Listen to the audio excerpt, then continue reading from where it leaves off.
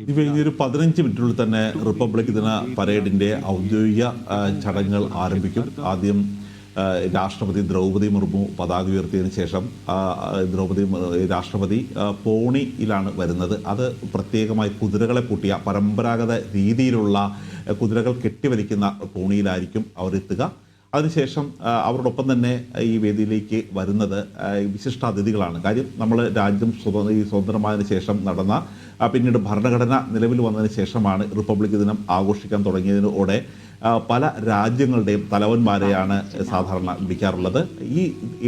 ആദ്യത്തെ തവണ 1950 എത്തിയത് ഇന്ത്യൻ ഓഷ്യയുടെ പ്രസിഡന്റായിട്ടുള്ള സുകാർണോയായിരുന്നു. അന്ന് പ്രധാനമന്ത്രി നരേന്ദ്രമോദിയുമായി വളരെ അടുത്ത ബന്ധം പുലർത്തിയിരുന്ന ഒരു രാജ്യ നേതാവ് കൂടിയായിരുന്നു. പിന്നീട് ഓരോ തവണയും ഈ രാജ്യം റിപ്പബ്ലിക് ദിനം ആഘോഷിക്കുമ്പോൾ ഓരോ രാജ്യത്തലവന്മാരെത്തുകയും ഈ രാജ്യത്തലവന്മാരുടെ ഒപ്പം തന്നെ ഈ പരേഡിൽ പങ്കെടുക്കാൻ വേണ്ടി അവരുടെ ഒരു ചെറിയ ഗ്രൂപ്പ് ആർമി അവിടെ നിന്ന് എത്തുകയും ചെയ്യുന്നു. അതുപോലെ തന്നെ ഇത്തവണ എത്തിയിരിക്കുന്നത് യൂറോപ്യൻ യൂണിയനാണ്. യൂറോപ്യൻ യൂണിയനിൽ നിന്നും ഇതുപോലെ ഒരു പ്രത്യേക ആർമി അവരുടെ പരേഡിൽ പങ്കെടുക്കാൻ വേണ്ടി എത്തിയിട്ടുണ്ട്. യൂറോപ്യൻ യൂണിയനിൽ നിന്നും 2 പ്രധാനപ്പെട്ട വ്യക്തികളാണുള്ളത്. അത് കൗൺസിലിന്റെ പ്രസിഡന്റും കമ്മീഷൻ പ്രസിഡന്റുമാണുള്ളത്. കൗൺസിൽ പ്രസിഡന്റായ Antonio Costa, European commission president Ursula von der എന്നിവ 2 പേരാണ് ഇപ്പോൾ അവിടെ യുദ്ധസ്മാരകത്തിൽ പുഷ്പചക്രം അർപ്പിച്ചതിന് പിന്നാലെ പ്രധാനമന്ത്രി അവിടെ ഒരു സ്ഥലത്തിരുന്ന് എന്തോ എഴുതുന്നത് നമുക്ക് കാണാൻ കഴിയുന്നുണ്ട്. എന്താണ് ചെയ്യുന്നത് പ്രധാനമന്ത്രി?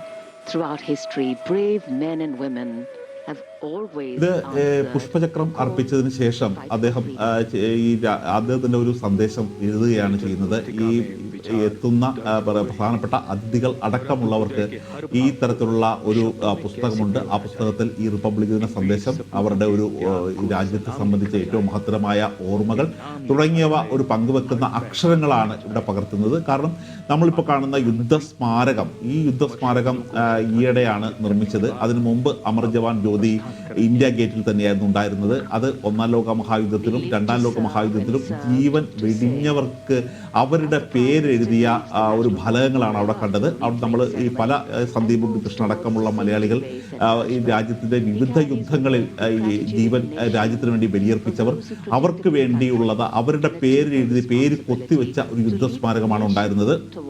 നേരത്തെ നമ്മൾ ഇന്ത്യ ഗേറ്റിന്റെ തൊട്ട് താഴെയായിട്ട് തന്നെയായിരുന്നു ഈ അമർ ജവാൻ ജ്യോതി ഉണ്ടായിരുന്നത്. രാജ്യത്തിന്റെ എന്നും വലിയ തരത്തിലുള്ള ഒരു ഓർമ്മയായിരുന്നു. ഒരു തോക്കും അതിന് മുകളിൽ തൊപ്പിയും ഉണ്ട്. അതിനോടൊപ്പം തന്നെ ഈ നിരന്തരം ഇടതടവില്ലാതെ കത്തിക്കൊണ്ടിരിക്കുന്ന അമർ ജവാൻ ജ്യോതി.